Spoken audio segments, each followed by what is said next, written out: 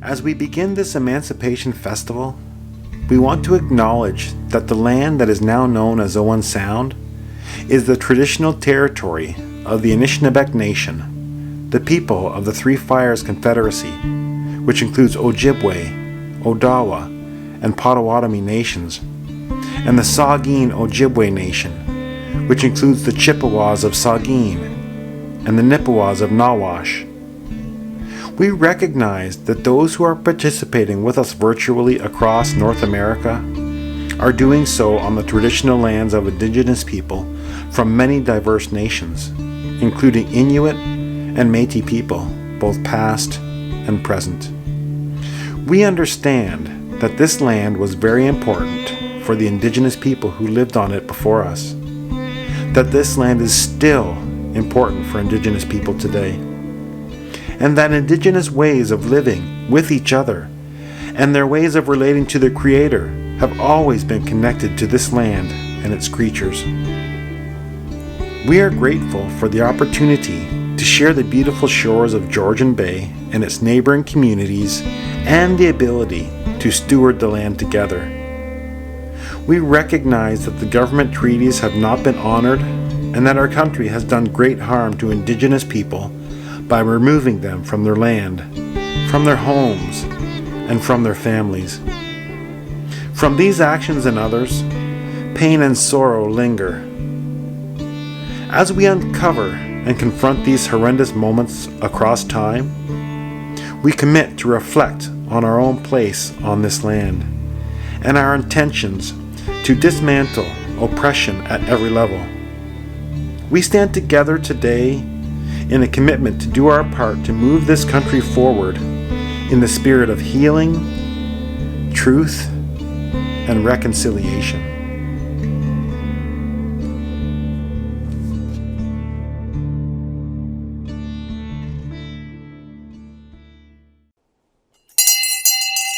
Oh yay! Oh yay! Oh Canada! Me lords and ladies, boys and girls, often we reflect upon our ancestors, learning of their past. That's called our heritage. Sadly, however, Black heritage includes the pain of their forefathers, the shackles, beatings, a noose, the Negro slave auctions as they were called. And from this heritage we say, never again.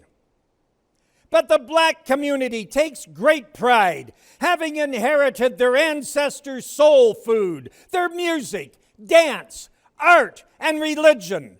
That's called their forefathers' legacy.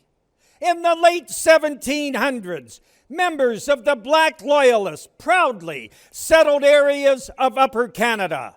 They left established communities with love and freedom for their offspring. That also is called their legacy. But I ask each of you, what are we leaving to our future generations? What will be your legacy? Take the time to cast your eyes upon the ancestors' cairn in Harrison Park, or the beautiful Potter's Field Monument in Greenwood Cemetery that finally recognizes the 1,242 Black citizens, young and old alike, who were laid there in unmarked graves. Also, think about Grey Roots Museum. Yes, all of this is your legacy to the world. And remember, we must always build upon these foundations. Those people involved in these projects have left their mark for future generations as their legacy. What gifts to others will we leave to address discrimination, racial tensions, or improve the lives for impoverished people of color? Yes, to help all citizens. As crier of the Emancipation, I think of our beloved John Daddy Hall, who became the first town crier of Owen Sound. This escaped slave left many children, 18 or more, but he also left a legacy of love, a legacy of work ethics for his offspring as he labored doing odd jobs, night security, carrying advertising boards, and yes, his legacy as a true and loyal town crier of Owen Sound. And so today, on this very first official Emancipation Festival in Canada, I'm honored, nay, I'm absolutely thrilled to welcome everyone to the 159th Emancipation Festival in beautiful Owen Sound, the last terminus of the Underground Railroad. May God bless the legacy of the Black ancestors and this great nation of Canada.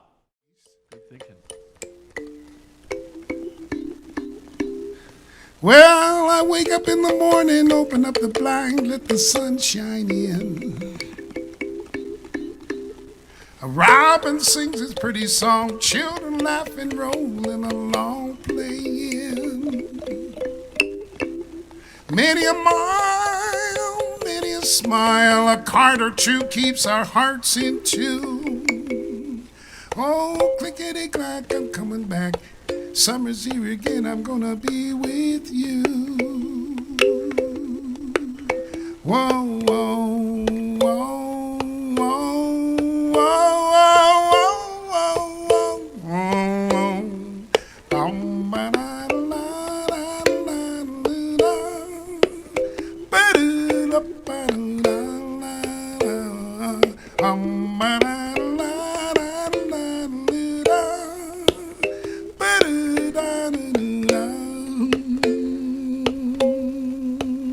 Oh, the adventures we go on, girl, seem to get better and better day by day. Oh, yeah. I feel it in the wind, oh, I feel it in the wind, another's headed our way. Face to face, cheek to cheek, diamond, sapphire, and gold. Oh, with a twinkle in your eyes, spirits running high, another adventure unfold. Yeah, come on now. Hey, whoa, whoa, whoa, whoa, whoa, whoa, whoa, whoa, whoa, whoa, whoa.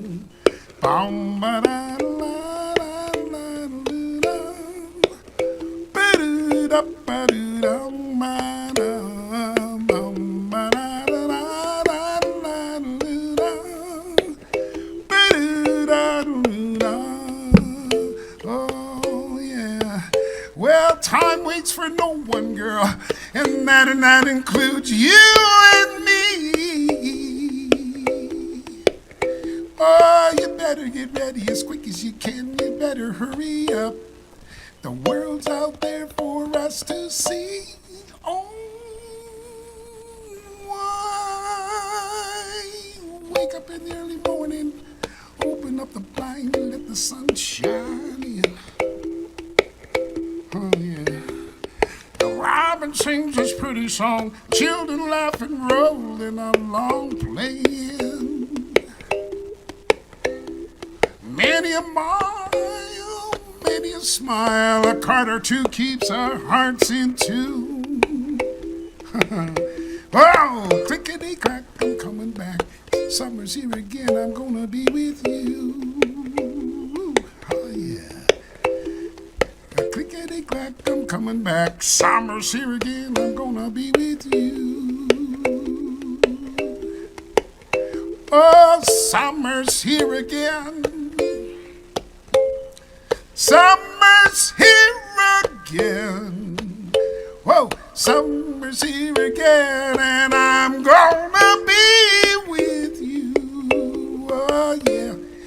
Oh, summer's here again, coming back, coming back. Clickety-clack, I'm coming back. Oh, yeah. Hey, yeah. Oh, I'm coming back, yes I am. Whoa, whoa, whoa, whoa, whoa, whoa, whoa, whoa. Summer's here again. and I'm gonna be with you. Clickety clack, I'm a coming back. Yeah. Hi, I'm Dennis Scott. I looked after the Emancipation Festival in Owen Sound for 11 years, from 2000 to 2011 as its chair. And I'm currently in Burlington looking after the Halton Freedom Festival, a celebration festival, which this year was its third year. One of the most important things about the festival when I took over, they had a logo called "And the Struggle Continues." And I was pleased to start looking at the festival as a celebration of our freedom and end of slavery. The other aspect was it was multinationals who got us through the Underground Railroad and other means in regards to safety in Canada. So we invited all individuals who were related to the Underground Railroad movement and the emancipation process in regards to our salvation, and invited them into our fold as well. Les McKinnon is the individual who uncovered the Priceville cemeteries, where the community tried to hide the fact that any blacks lived in that community or were associated with that community. He found tombstones buried under potato fields in people's homes, on people's in baseball diamonds. Was able to resurrect as many as he can. Lincoln Alexander went up, cut the ribbon, and just a few years ago, they were able to build a mausoleum and consider it a heritage site of Canada. Well, there was a steamship that used to go over to Presqu'île Island, and that's the first documented information that I have on the festival. That was 1862, and that's where participants would go on the steamship to the festival, black, white, and otherwise, and speak in regards to emancipation, the value of freedom, community, and the interrelationship in relation to that community. So it's been going for a number of years, and the Owen Sound Emancipation Festival, we recognize, was the oldest continuous running festival in the world. That is also an appreciation of the fact that Owen Sound is the most northerly retreat of the Underground Railroad. Loads of history all around the Owen Sound area, and in respect to that, I was quite positive in regards to bringing our history to us so we would learn and we would be able to pass it down to our children so they knew who they were and where they came from. So my personal history is from Kentucky on one side of my family, my grandfather's side, my grandmother's side, and on the other side it's from North and South Carolina. And we've traced our roots from the 70s, 1700s, all the way through to where we lived in Owen Sound.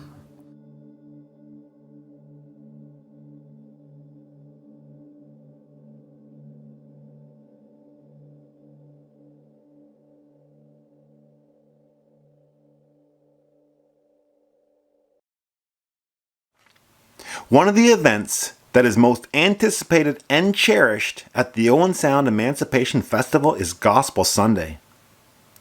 In 2019, I caught up with the Honorable Senator Wanda Thomas Bernard, whom many praise for her work in getting Emancipation Day officially recognized in Canada.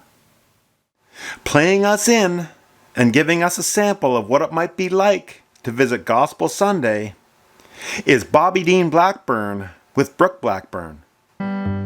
Just a closer walk with thee.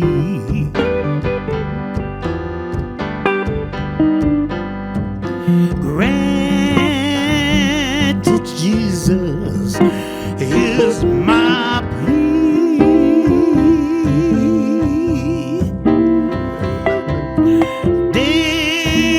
Daily walking close to thee, close to as I walk. Let me walk close to thee.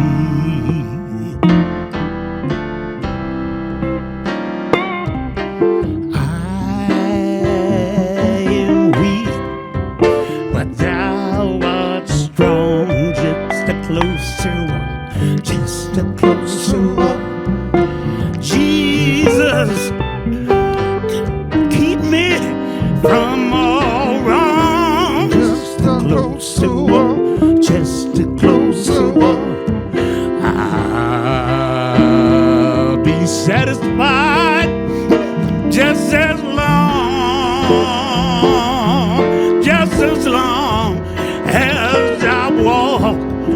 as I walk, dear Lord, let me walk close to thee. Play it one time, brother.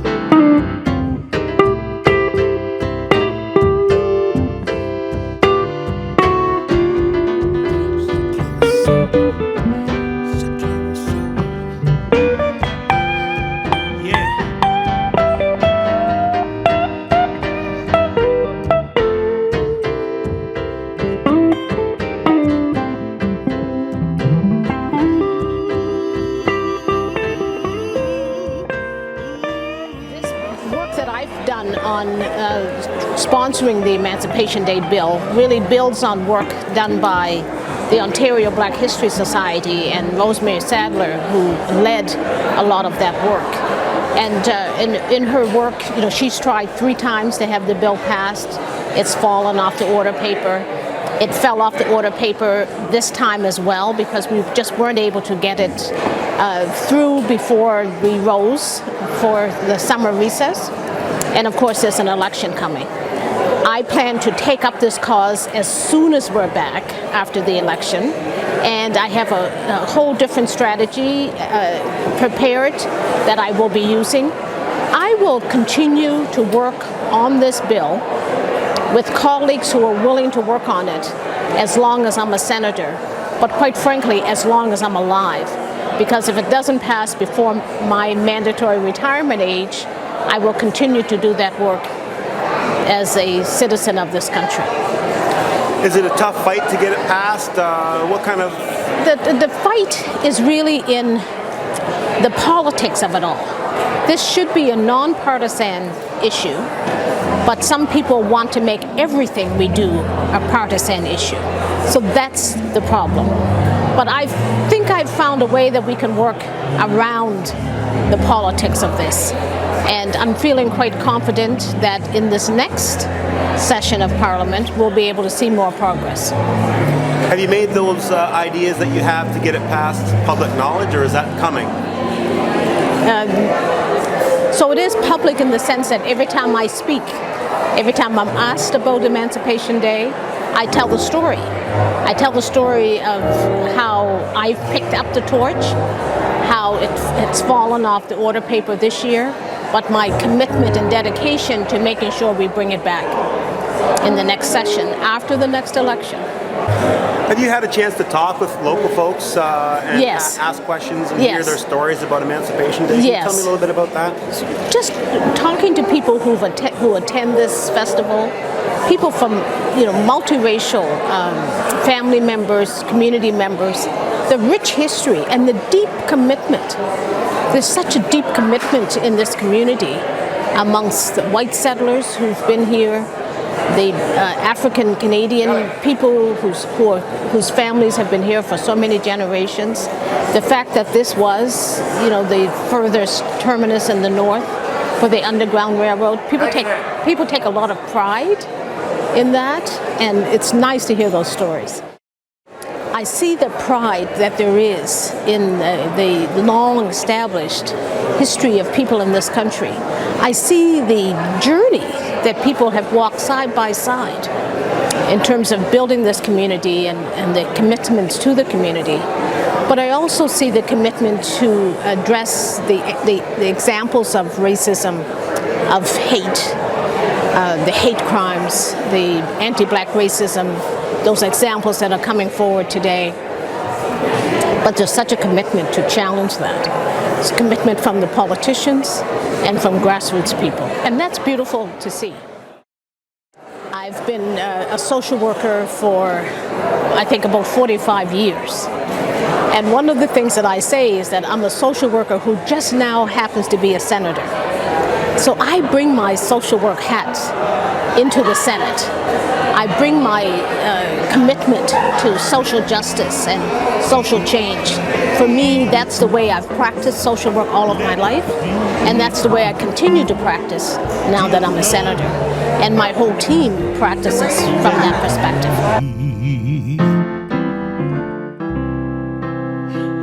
Let it be, dear Lord, let it be.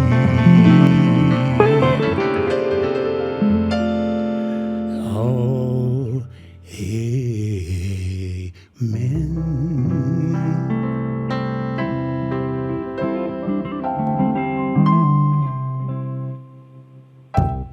Tambourine.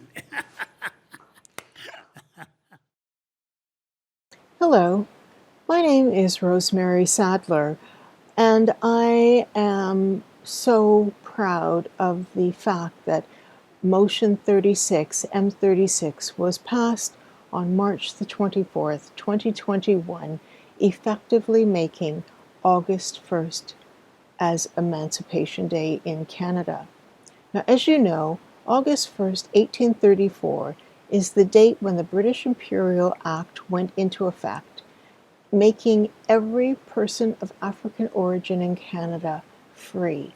This is our Juneteenth. This is our abolition of slavery date, even though there were earlier attempts made by Ontario's first Lieutenant Governor, John Graves Simcoe. That act, the compromise legislation that he was able to effect, helped to end the indenture for people of European ancestry, and it helped to shorten the period of time that an enslaved African would have to be a slave, but it did not eradicate slavery. The British Imperial Act, which went into effect in Canada August the 1st, 1834, is the reason that we no longer have chattel slavery in this country. I'm delighted that I was able in 1995 to begin a process with a number of different people to formally have August 1st as Emancipation Day recognized. By 2008, the events that we had and the advocacy that I had been part of resulted in the first unanimous bill ever passed in the Ontario's Parliament, Bill 111, put forward by MPP Ted Arnott, Maria Van Bommel, and Peter Kormos. I was very proud that our efforts to have Emancipation Day so proclaimed took place. And from that point on, for a number of years in the province of Ontario, a joint celebration was held with all three political parties helping to cover the cost of the celebration that we held.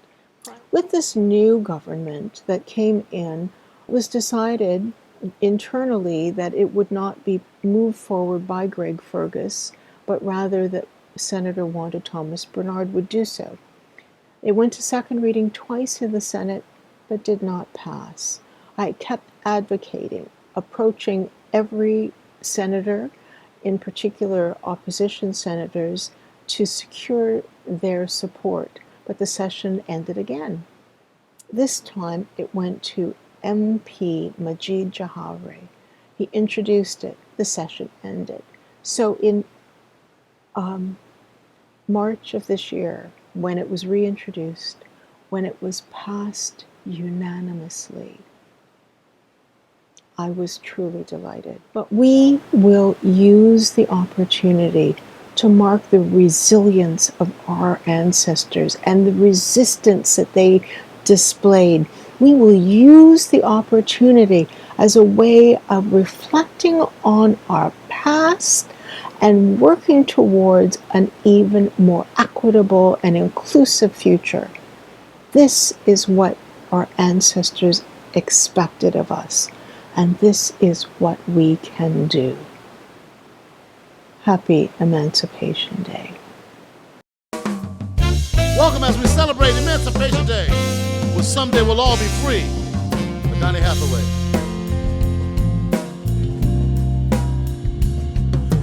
Hang on to the world as it spins around. Just don't let the spin get you down.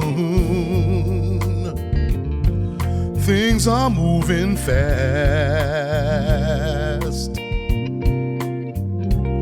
Hold on tight and you will last. Keep your self-respect, your manly pride. Get yourself in gear. Keep your stride. Never mind your fears.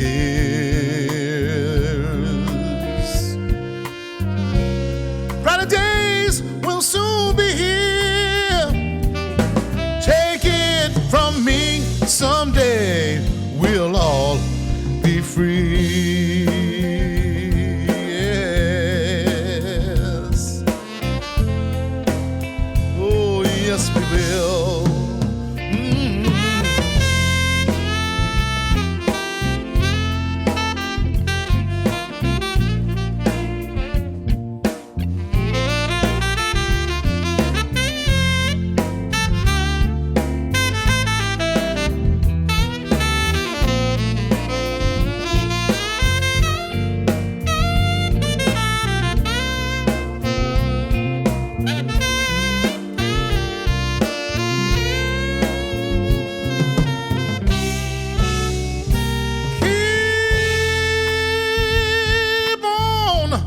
Walking tall, hold your head up high, lay your dreams right up to the sky, sing your great song,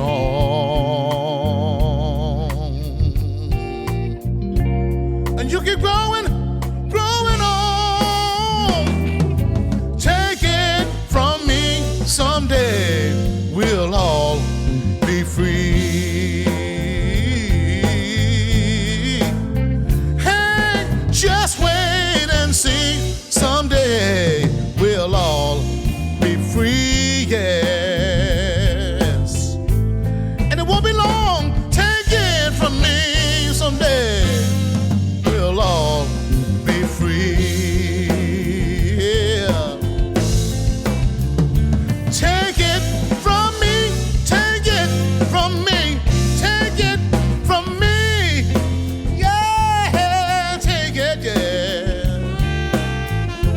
Someday we'll all be free. Someday we'll all be free, yeah, yeah.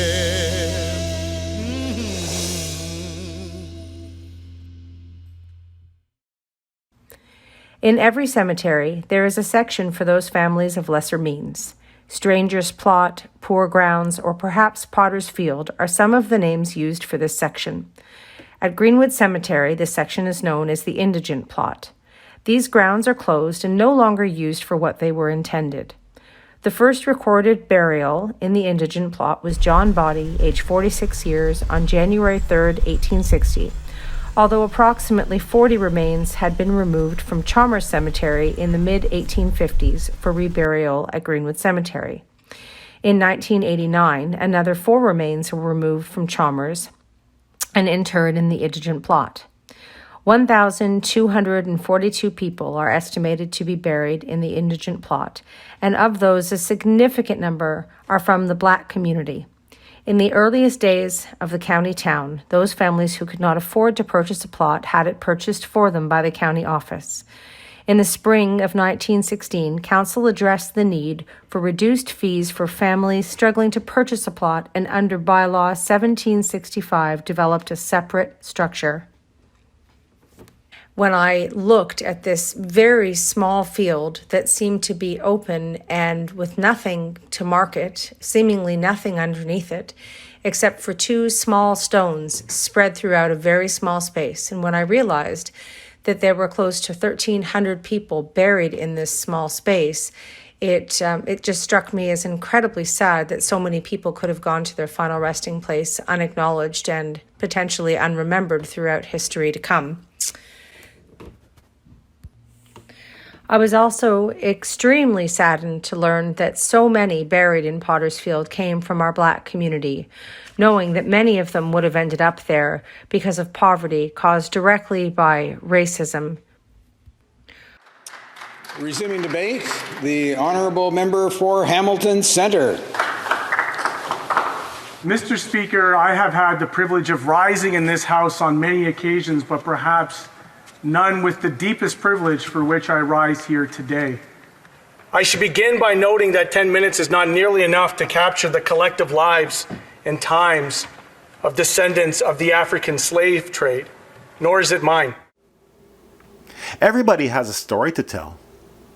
It was certainly interesting to catch up with Member of Parliament Matthew Green, representing Hamilton Centre. He shared with us his compelling story and personal experience with the Owen Sound Emancipation Festival.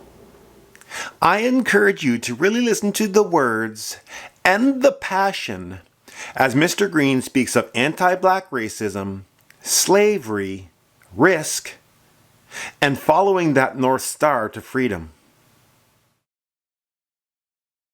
Greeting, friends and family.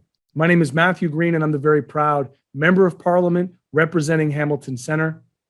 But before I ran for any political office, my first races were in the foot races of the Emancipation Day picnics, our family reunions in Owen Sound in Collingwood.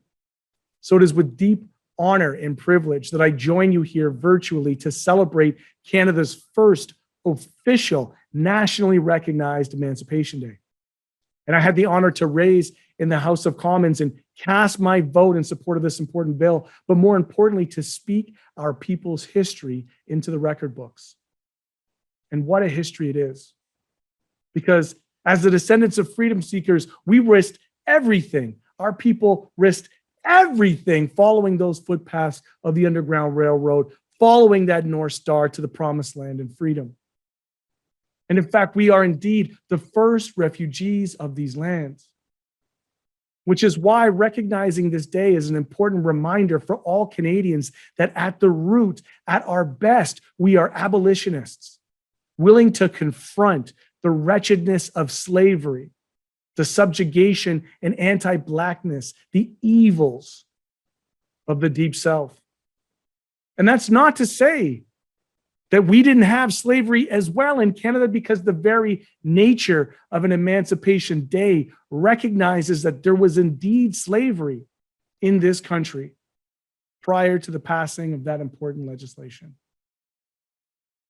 And another reminder that our freedoms were never just given to us. Our freedoms were things that we ourselves took. And we didn't take it alone. We took it with the abolitionists along the way, who also risked everything to ensure our safe passage. So with that important reminder, I want to call into action everybody watching. Recognizing this important moment in history, recognizing the rise of white supremacy and racism and bigotry and far-right political rhetoric, that we have to continue in that abolitionist spirit, and that we have to remember that none of us are free until all of us are free. And that we have to demand that Canada remain a safe harbor for everybody who should seek freedom. For every person who reaches these lands. And with that, I want to thank all the incredible volunteers and organizers. I know that your work is absolutely thankless. I think about my grandmother, Lois Green, who was our matriarch during these events and would spend so much time organizing and bringing us together and helping us connect the dots on who was family and who were the first cousins, the second cousins, the third cousins, and the unknown cousins, because we knew that everybody who gathered at Emancipation Day was family, regardless of their skin color, regardless of their bloodlines. And I call on you to carry that with you, even though we're virtual today.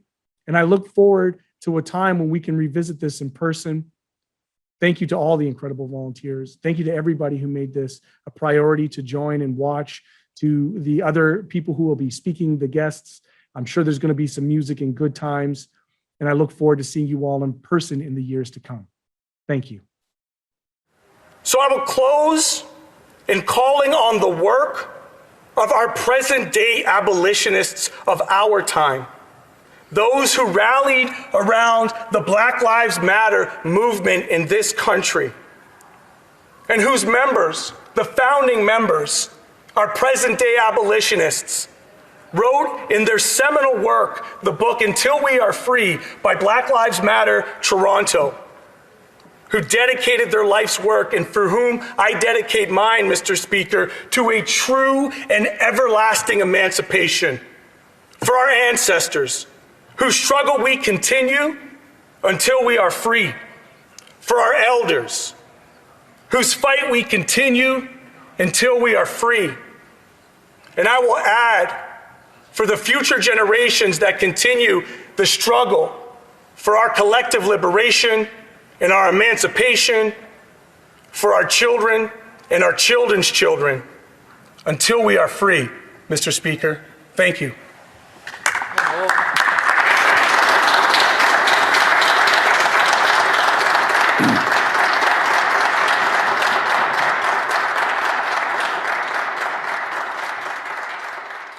The Walk I wrote about a year ago now, and it just got released on June 13th, the anniversary of the Black Lives Matter march or walk that it's about.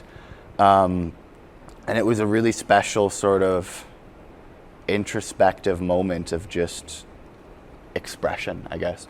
I kind of just sat down at the piano and started to play a little bit, and then I just started to sing, and out it came. Most of it just kind of came. I think I got like the first verse, maybe the first two verses, and the end just the first time I performed it, which was really cool. And it was just kind of a special moment. I was just by myself, like in the middle of the night in my studio space, and I just remember thinking like, oh, I better press record because I think I have something here. And that sort of experience was really, really unique to find a song in a moment, and it's less about capturing a tune at that point, but just like it was a moment of expression. So that was the first time that's happened to me, I think.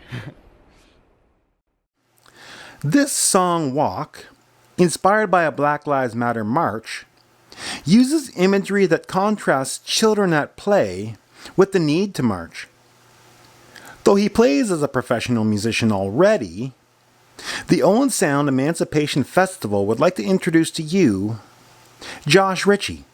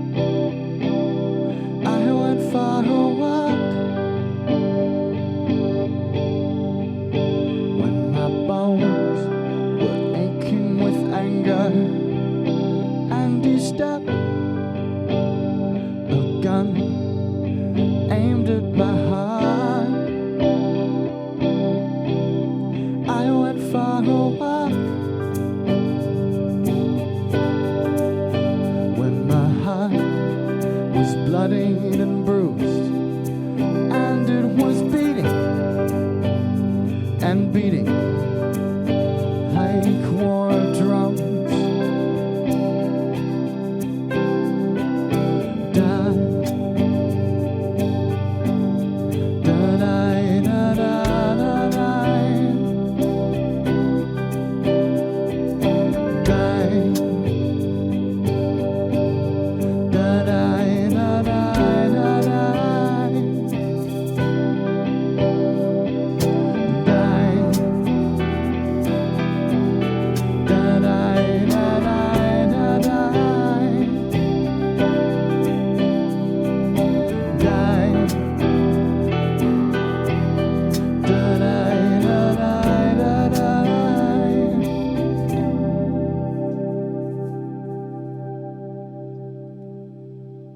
I went for a walk for my unknown brothers and sisters who gave up their lives with their fists in the air. You have activated change around the world by your display of love, your display of respect, and certainly your display of community, which is why I'm here. You can put your hands down now, guys. I want to celebrate every last one of you.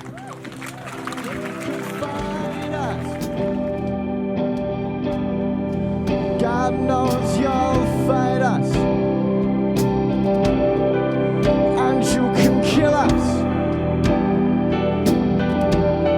Oh, how you've killed us. But I'm gonna walk. Yeah, I'm gonna walk. Yeah, I'm gonna walk. Yeah, I'm gonna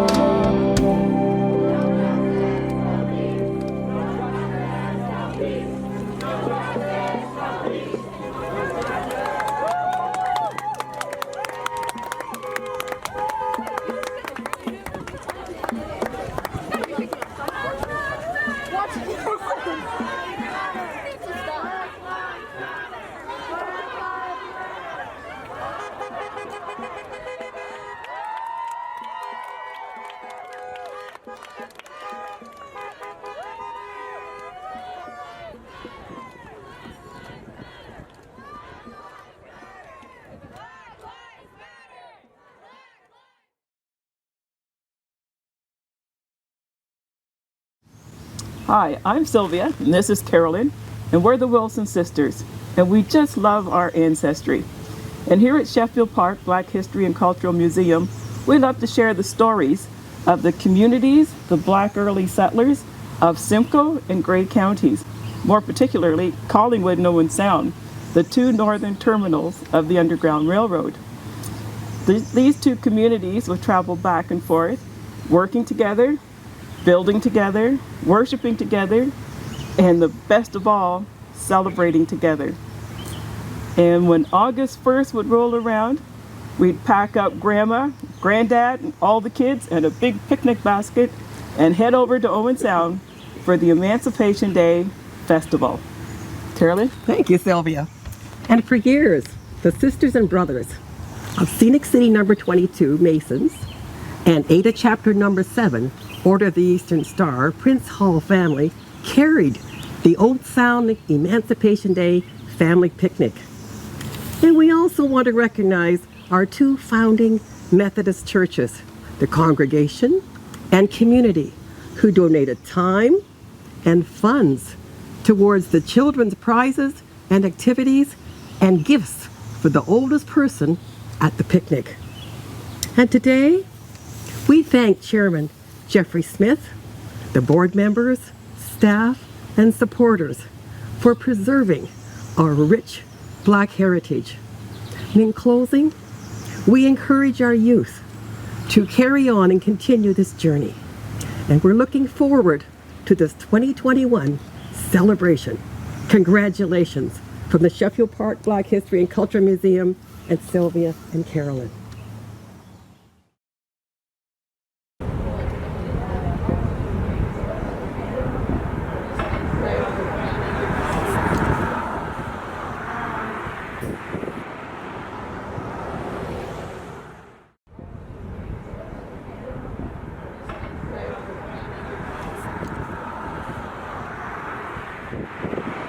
You live in the United States, southern United States. It's in the 1830s. Life is not good. And you make your way. You utilize what was then known as the Underground Railway. You make your way up. It's not a simple journey where you just, grab a ticket, hop on the train, and off you go. It's done at night. Hi, Reg. I'm Alex Ruff. I'm the Member of Parliament for Bruce Grey Owen Sound. I grew up here in the Tara community, just a few 20-some-odd kilometers southwest of Owen Sound. The Liberal MP that actually did introduce the motion brought it forward. I was a willing co-seconder to the motion, and I had the privilege of speaking to it. And it really speaks to a little bit of what we've talked about earlier. Owen Sound has this unique place in Canadian history tied to the abolition of slavery in North America. It was the most terminus point of the Underground Railway. It was this unique place where the Emancipation Festival itself has been celebrated since 1862, so it's been going on for longer than Canada's been a country, since before Confederation. 150 plus years now. 1862 was when the first picnic started here, as this was the most northern terminus of the Underground Railway, and it's that unique history here, and so people have been recognizing the Emancipation Festival here for so long, and I think it's a unique part of Canadian history, not just our local history. Hi, I'm Ian Boddy, Mayor of the City of Owen Sound. I'm here at the Black History Cairn in Harrison Park at the very south end of downtown Owen Sound. So culture is kind of interesting in Owen Sound. Growing up, it was all about Tom Thompson and the art gallery, and certainly Billy Bishop. And as we grew, we learned about the Nawash village and the Saugeen Ojibwe Nation that was here along the Potawatomi River. And then more recently, I've learned more and more about our Black history of the slaves that had escaped and come to the Owen Sound area in Grey County. So there is a lot of culture that has been here for a long time. Well, I think that's something that we're all pretty proud of. The fact that the railroad, the Underground Railroad, stopped here, and a lot of people came here, and when you go back and look at some of the history, stonemasons, building, so much was built in Owen Sound because of the Black pioneers that were here. So it's something that is pretty important to celebrate. Coming to the festival is pretty special. The music is unbelievable, and so much of it is local, and people that are from here and maybe have gone elsewhere or still reside here. The crafters, the food, just seeing people come together and have that conversation is, and reshare and renew friendships is pretty special. So it's really wonderful for everyone to be able to come down here and attend it. I caught up with artist and longtime attendee Tony Miller, who has roots in Owen Sound. We talked about arts, culture, and the festival. In my quest for stories, I discovered that Tony Miller is quite the storyteller. There's some of my other paintings. Like this one here is my dad and his brothers. They're all alive still, and they're in their 80s. Earl, Murray, and Lloyd. When I was working on it, I was trying to finish it because I knew they were coming up to visit me, and I wanted to have it done before they got here. It's my father, Earl, and that's Murray, and that's Lloyd. I had a lot of fun creating it. It's just one of those pieces that just flow, you know, I don't really have to think hard about it. But with the history thing, like to see those ladies in the corner there, I call that piece the church ladies. And the woman in the white hat's my grandmother. And she got to see it before she passed. Yeah. Do you know anything about those worlds colliding, Indigenous, and I know that you talked about John Daddy Hall being Indigenous, but Yeah, he's half Native. Yeah. yeah. What about like coming up through the railroad? And I know I've heard stories that there was help. Yeah, I heard the Natives did help people. Like his mother, she was an escaped slave, and while she was escaping, she ran into a tribe of Natives and ended up marrying into the tribe. You know, that story's in my book here. Like, this is their love story happening. And there's a lot of parallels between the Zulus and Mohawks. Like, for instance, this is symbolizing her escaping, right? And then she runs into the Natives. She runs into these guys. And they kind of checking each other out. And they get closer, fall in love. She gets pregnant, and then she has John Hall. That is awesome. But there are parallels, a lot of parallels. Like Gary was talking about these unmarked graves, and up until this spring, that marker wasn't even up there at Greenway. That wasn't there. It was just a flat field full of over 1,000 people, unrecognized. You know, so it happens to blacks too. You know.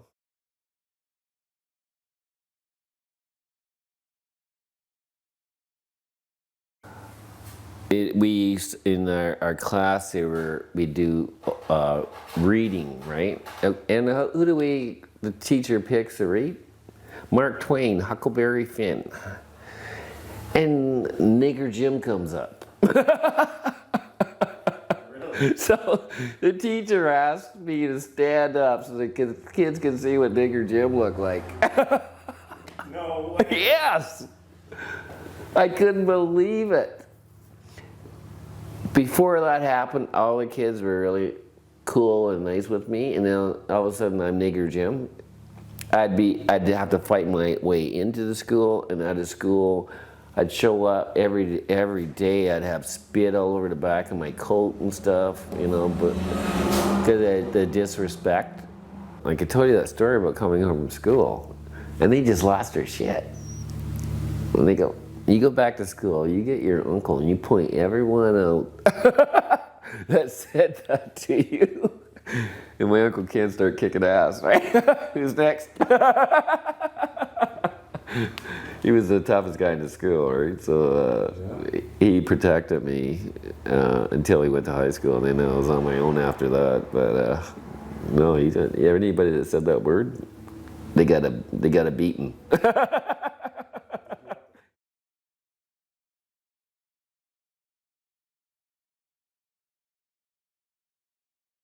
I went through international award, and next thing you know, I'm in New York at the Coco Cabana getting a medal. How many have you done? That's my first one. Yeah? Yeah, and like I said, 3 international awards. I want to do another one, and I kind of ran it by my publisher. I wanted to do one on the history of racism and fighting for freedom, you know.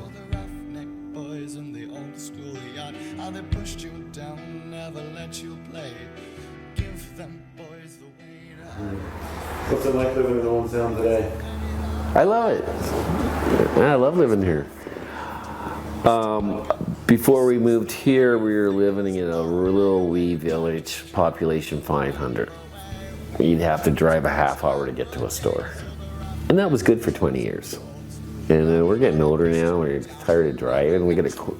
I got a store like 2 doors away, and they have a liquor license. So I don't have to go anywhere.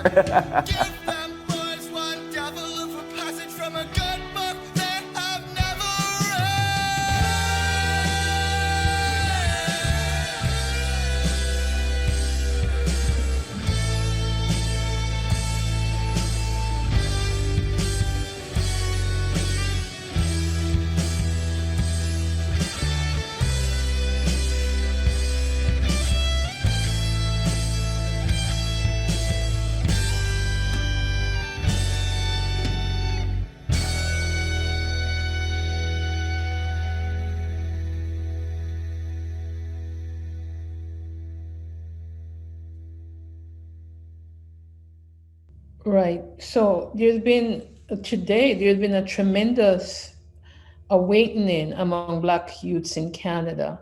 Um, a big part of it really has to do with what I called maybe the third civil rights movement or Black Power movement, which is the Black Lives Matter movement.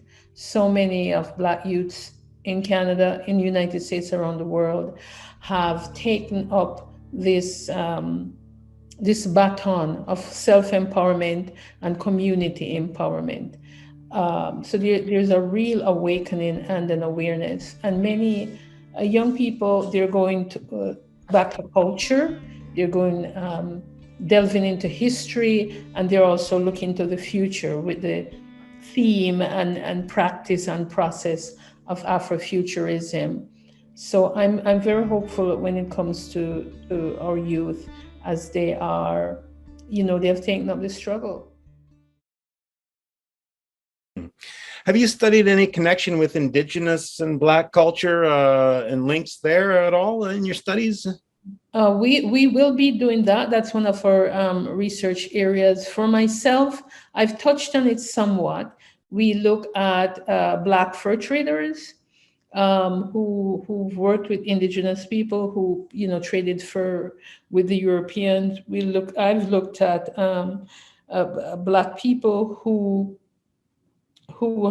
during the period of enslavement, who sort of took refuge among Indigenous people on both sides of the border, even during the Underground Railroad era, were assisted. If you read some of the slave narratives, they'll say, as we were going through the woods, we were helped by, some members of the Cherokee tribe and so on and so forth. So that connection is there. I've touched on it a bit. Here in Nova Scotia, we know that many of the African Nova Scotian people are racially mixed. And in fact, many of the Indigenous people are also mixed, as we know, with European, but also with people of African heritage. It's quite common in Nova Scotia and New Brunswick for Indigenous people to have African heritage, and for long-time African descendant people who live in the region to have Indigenous blood. So that's one of the ways that we examine the connection. African Canadian culture is really vibrant. I'm so excited to be a part of it. I'm so excited to be here. In this time period, if you look at the arts, you look at the music, you look at the people who are painting, the visual artists, people like Bushra Junaid of Toronto, or David Woods of Halifax, and there's so many others. You look at the literature that's being produced, you look at this new body of writers that's coming up. It's truly exciting. Sure, we have the more popular ones, artists like The Weeknd and Drake and so on, but the culture, whether it's the visual arts or whether it's music, whether it's acting, we have Amanda Paris, who's a CBC presenter, but she's also a writer and she's also an actress.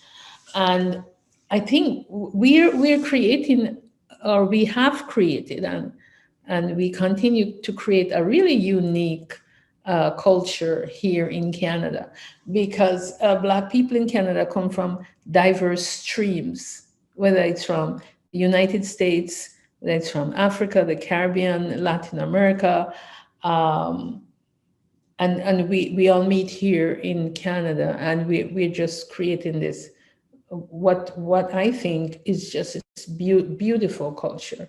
It's a beautiful culture, and it's at the root of it, of the base of it, is the mother continent, is Africa.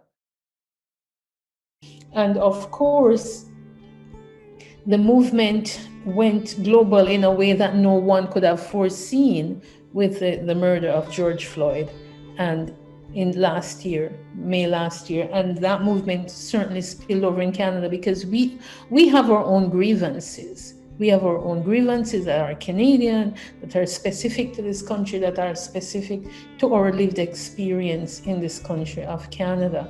And so there's no stopping. I mean, people have branched off, people have formed other organizations, other movements, but they all have one thing as their aim, as their goal, as their objective, and that's Black freedom and justice for Black people.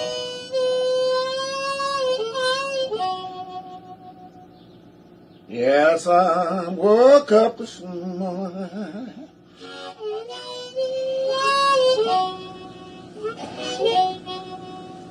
and the blues stood by my bed.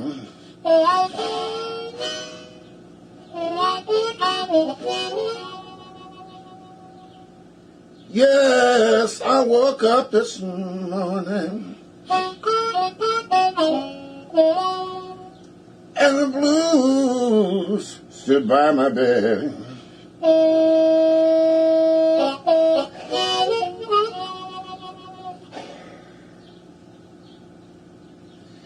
Yeah,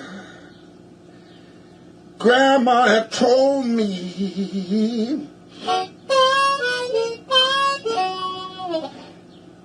the blues, child, ain't never gonna be dead.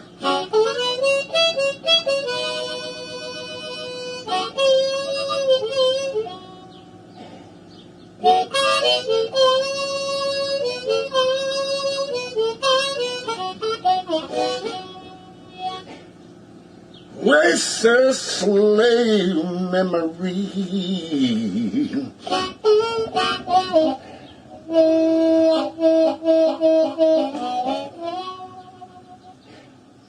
Oh Lord, was in my head.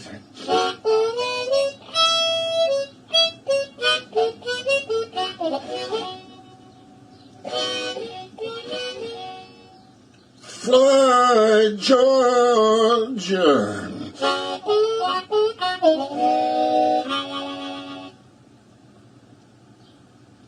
Been killed many times. That's what she said.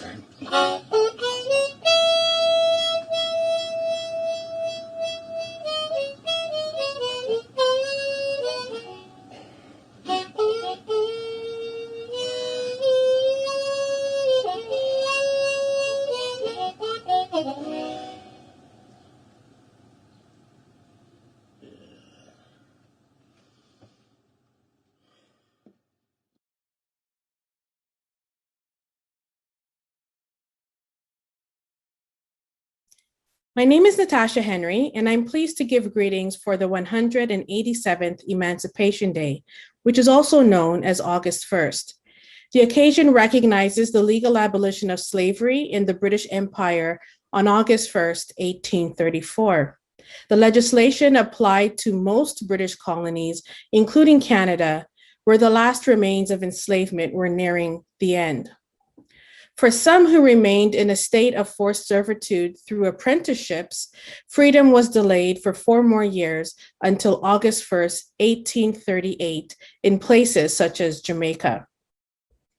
The day became an instant occasion of celebration for the formerly enslaved and later their descendants. Emancipation Day is a Black tradition for Black peoples. It has been commemorated across Canada at different points in time. Emancipation Day was marked with church services, speakers, parades with marching bands, performances, banquets, toasts and resolutions, outings, leisure activities, and protest.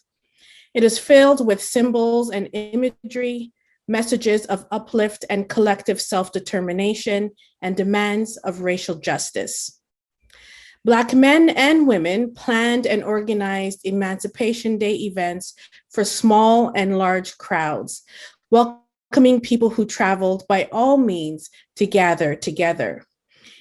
Emancipation Day was observed with both formal programming and in more relaxed settings with family reunions or homecomings, and continues to happen today. A strong, consistent element of Emancipation Day was protest and the persistent pursuit of freedom and full citizenship. Black communities raised the issues of segregated schools, limited employment opportunities, housing restrictions, their ability to exercise their right to vote, the denial of business services and access to public facilities, and racial discrimination in other areas of society. They identified demands and set agendas to make their causes known. Freedom is the core theme, and over time has come to be defined as many things. Freedom is a process. Those who secured their freedom from enslavement by various avenues actively constructed freedom and practiced freedom. Descendants have continued to define and form freedom in their own right. In 1967, Emancipation Day's roots influenced Caravana, another popular African Canadian tradition, bringing the forms of observing Emancipation Day and freedom through Carnival to this annual celebration. We continue to be on the way to freedom and face racial inequities entrenched in the legacies of racial slavery. This reality was brought to the world stage last year with the social unrest that spread globally. Emancipation Day is an integral component of the historical and ongoing movement for Black lives. Emancipation Day commemorations are an interweaving of faith, thanksgiving, education, family, remembrance, resistance, community, and hope. Emancipation Day, as an element of remembering, encourages us to memorialize the experiences and courage of our ancestors through stories, songs, speeches, and other ceremonies, as well as by documenting our own stories to ensure that the silence of the past is broken. Earlier this year, Bill M36 passed by unanimous consent, declaring that August 1st will be nationally recognized as Emancipation Day. I see two parts to this. First, an opportunity to strengthen the ties between Black Canadians across the country and to celebrate together, to carry on the tradition, the liberation ritual, and to use Emancipation Day as a mechanism to hold governments to account. I applaud this step and the efforts to make it happen. I don't want to see this national acknowledgement to receive just symbolic recognition and performative platitudes. It should be seen as another platform to agitate for real, impactful policy changes for Black Canadians like our ancestors did. The fight continues for the realization of freedom and justice, and the pursuit of freedom is ongoing.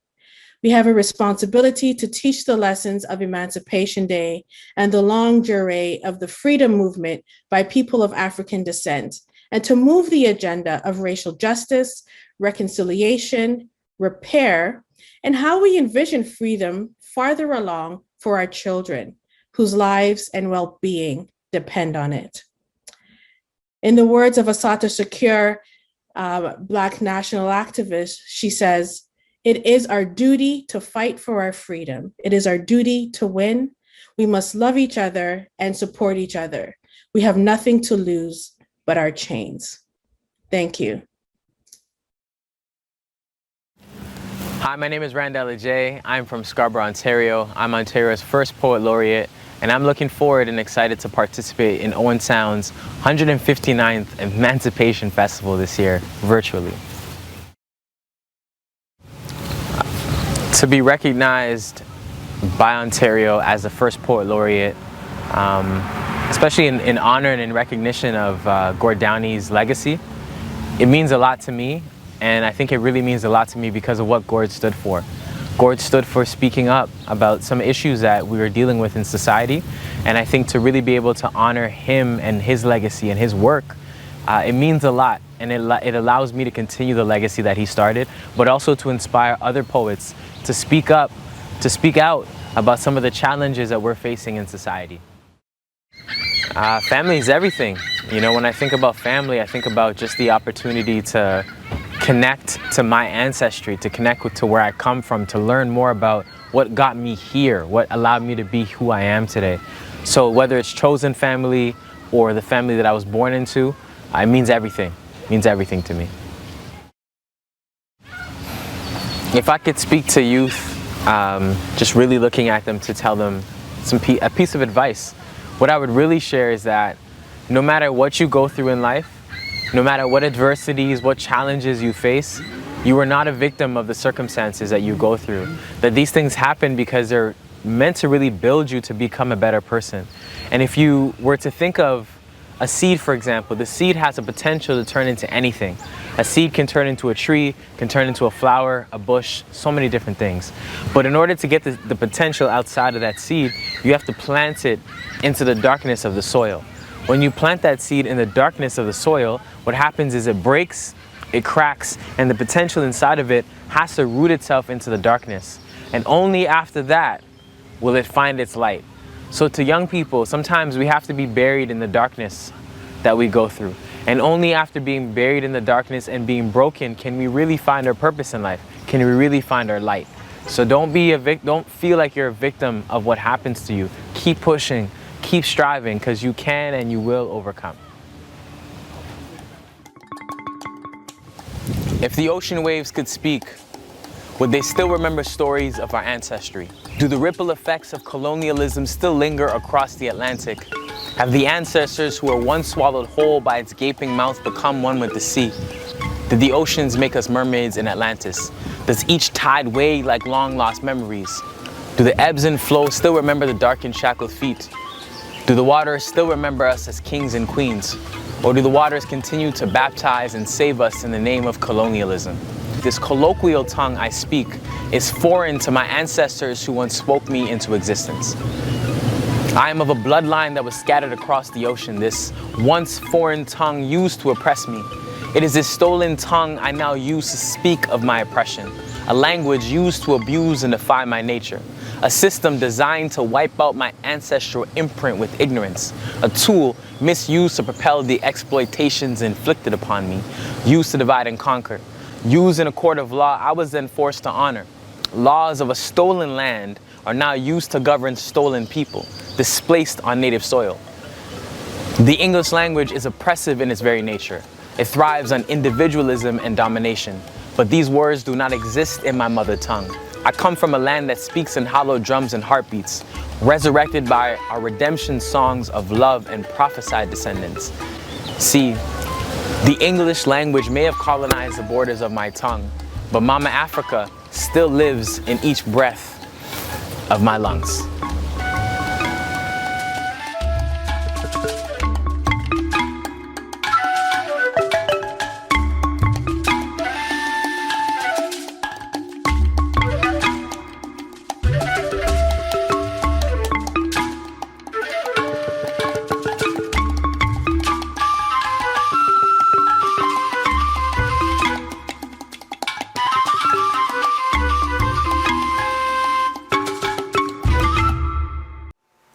The Owen Sound Emancipation Festival has been celebrating Emancipation Day for 159 years, this year being the first one officially recognized by the Government of Canada.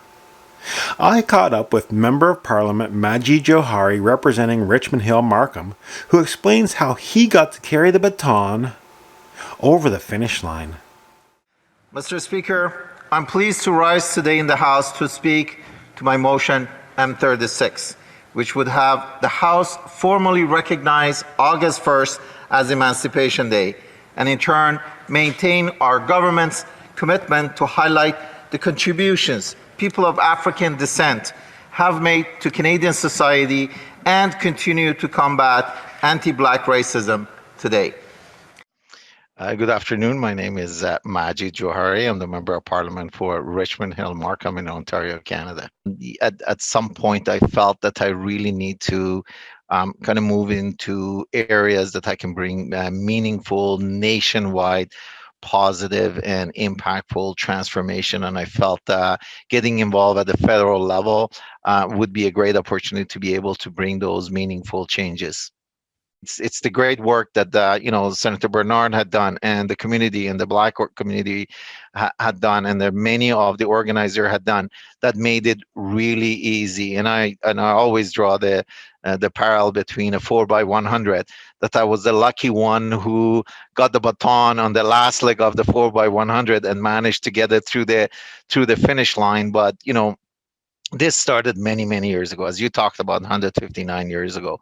And the challenges, the injustices, and the struggle, and the perseverance, and the success stories, and the patience, and the advocacy, and the spirit of never giving up and always standing up. So those, I call it the marathon part of our journey. And then we made it, let's say, to the stadium, and that's where the 4x100 started. And then through the work that I did with Senator Bernard and many other Black Caucus, National Black Caucus, and also the Liberal Black Caucus, as well as individuals such as Rosemary, we worked very closely together. Emancipation Day commemorates the Abolition of Slavery Act, which became law on August 1st, 1834, and freed those of African descent throughout the British Empire. In her article, The History of the Owen Sound Emancipation Day Picnic, author Debbie Hahn reports from an early Owen Sound newspaper, The Comment, which describes an 1860 Owen Sound celebratory procession where the Black population, quoting, marched through our several streets in goodly number, after which they sat down to a dinner provided for the occasion, to which doubtless ample justice was done. Speeches were made, and the day enjoyed exceedingly. In its first decades, before its long history at Harrison Park, the Emancipation Day Picnic was celebrated at other locations such as Leith and Presqu'île. In an Owen Sound newspaper clipping, believed to be from 1888, submitted by a correspondent and simply titled Presque Isle, the Emancipation Picnic was also an excursion to Presqu'île, located in the former Sarawak Township, now Georgian Bluffs. Picnic attendees arrived aboard the steamer Alderson, which docked around 11 a.m. After having lunch and some free time, the British Methodist Episcopal Church Choir sang, and Elder Thomas Miller and others from the BME Church spoke. There were also a number of guest speakers in attendance. The group was welcomed by Mr. Mackenzie, who thanked them for making Presqu'île the destination for their first steamboat excursion. During his life, John Mackenzie wore many hats, such as general agent, postmaster, and lighthouse keeper at Presqu'île. At 5 p.m., the Alderson steamed the picnickers away from Presqu'île. This look back, brought to you by Northern Terminus, the African Canadian History Journal, established in 2002 and published by Grey Roots Museum and Archives. Bobby Dean Blackburn's great-great-grandfather, Elias Earls, traveled the Underground Railroad from Kentucky to its northernmost terminus in Owen Sound, Ontario, Canada, where he married a local girl.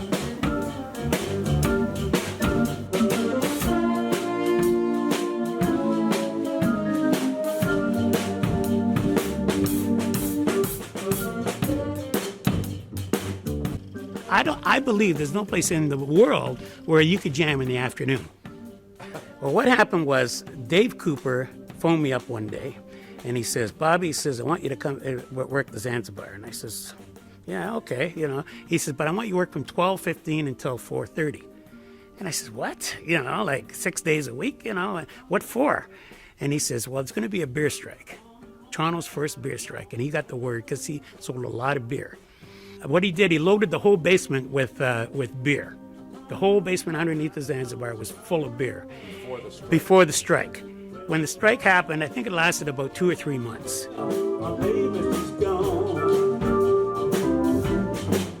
She left me. She never even said goodbye. She left me. She never said goodbye. I want to hang my head down. Hang my head down. I'm he was the last place in Toronto to have beer. And he ran out of beer the day the strike ended. Now, I don't know if that was a coincidence or not, but that's the truth. He had cold beer the day the strike ended. That was the last beer that he had. So you hosted like a non-stop musical party. Really. Yes. And you know what? The people that came in there were people from Ryerson, they're going to school, also teachers, and a lot of writers came in. There was lawyers that came in there and just coming to hear the music and relax and could get take an hour away. They had go-go girls, that's the truth, but that's not why the guys were there. They were there to hear the music.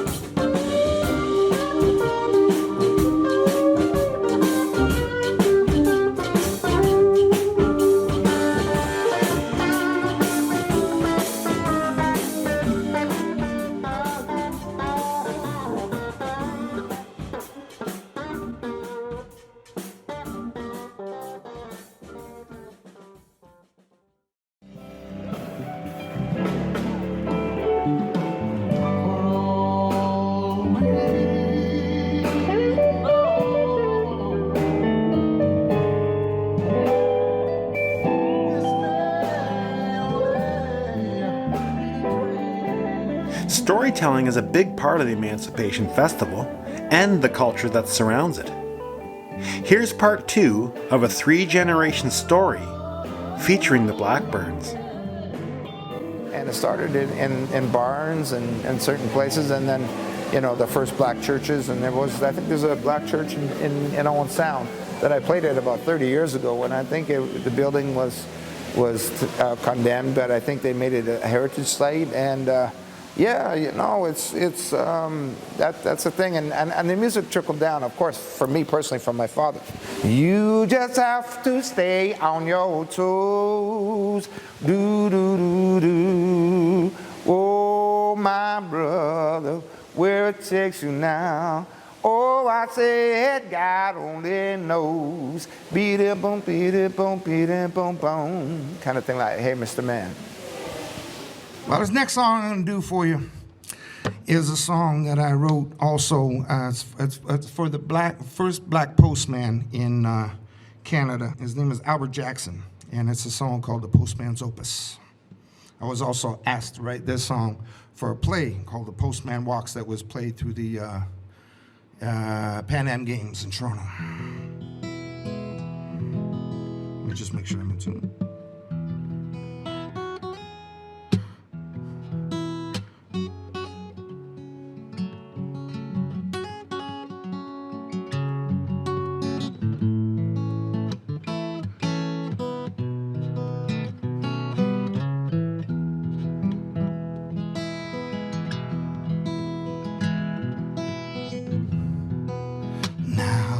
The time to celebrate.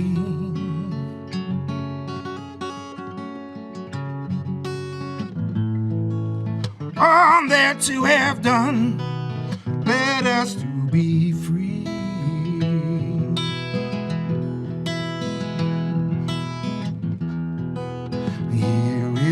place for us to share.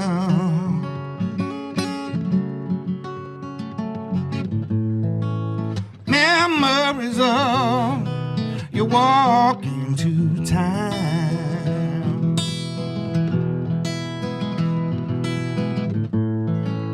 Please let us show you the way.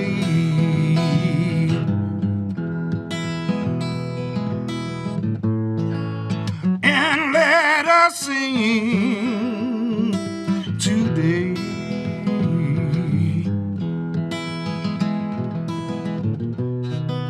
Now is the time for all to be free.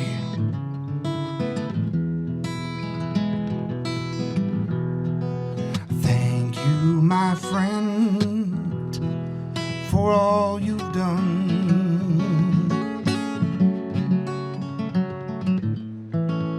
There will be now a street in your name.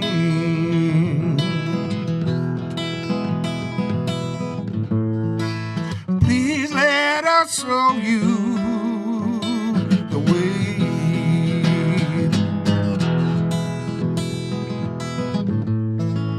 And let us sing today.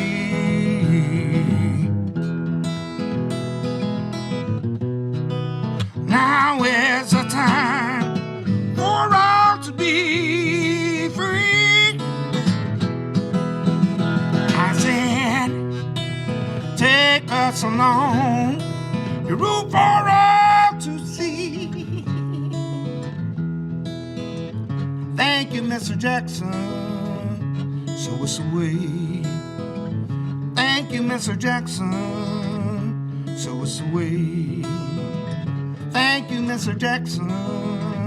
Take us along. Thank you, Mr. Jackson. Take us along. Take us along. Take us along.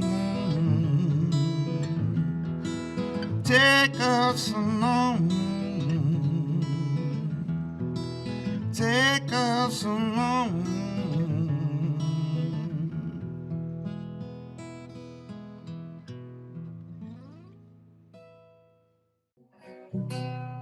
I said to my mother, please don't go, I need you so. She said, my daughter, I don't have anywhere I could go, but I'm staying for you. Oh, oh, I'm staying for you.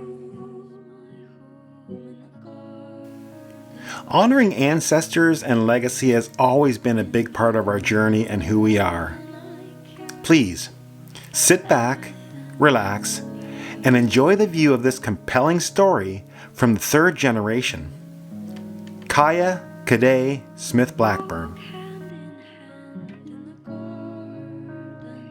All right, well, my name is Kaya Cadet Smith Blackburn. I'm from Toronto. I was born in Women's College Hospital, and I now live in Montreal, Quebec. And I've also lived in a couple other places, Mississauga, well, Malton, Guelph. Yeah. My grandfather is Bobby Dean Blackburn. He is an acclaimed blues musician from the Toronto area with significant contributions to the Zanzibar and other blues institutions. He's toured extensively, and he is an accredited rock and roll blues musician. My father is Brooke Blackburn, Brooke Bentley Blackburn, named after Brooke Benton, one of my favorite singers. And my dad is a guitarist, jazz musician, blues musician, songwriter, singer. He's constantly writing, he's constantly creating. He has the output like that of Beethoven, he's constantly making. And Yeah, he has, I think during the pandemic, just really seized a lot of opportunities that were previously untapped, virtual opportunities. I think he's learned a lot about himself and about what communities he could access. And he plays beautifully and he sings beautifully.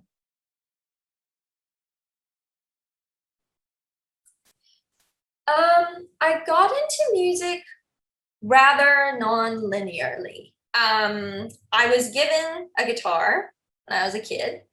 It's blue and it's a Simon and Patrick, and I still have it.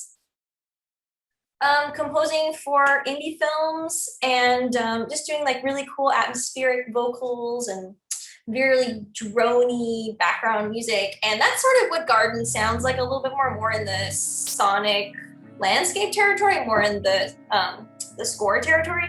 And I really found my niche there. So that's where I like to be. Yeah. I just sort of landed in a more literary space, but it doesn't mean that music has left my life. It has just been slightly usurped. And yeah, like being Black is a really huge part of who I am, and it's constantly a fire that sort of burns within me to fight for racial justice. And that's the kind of seed it gives you, the Emancipation Picnic. It plants a seed very, very early on.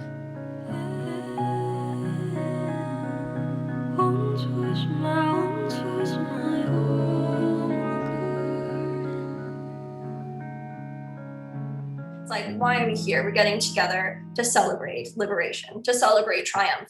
And there's immense sacrifice that led to that triumph, and it's something that you have to constantly be fighting for. And and whether it's subconscious or not, it's like always on my radar. Summer's here again, I'm gonna be with you. Whoa, whoa, whoa, whoa, whoa, whoa, whoa,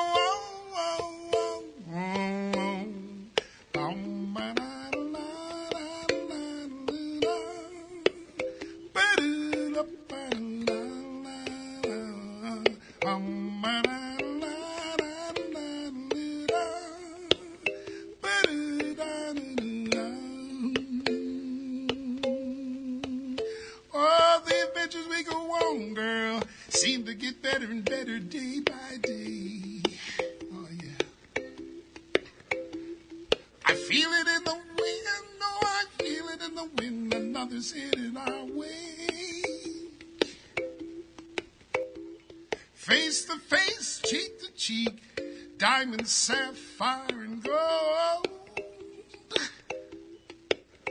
Oh, with a twinkle in your eyes, spirits running high, another adventure unfold. Yeah, come on now. Hey, whoa, whoa, whoa, whoa, whoa, whoa, whoa, whoa, whoa, whoa.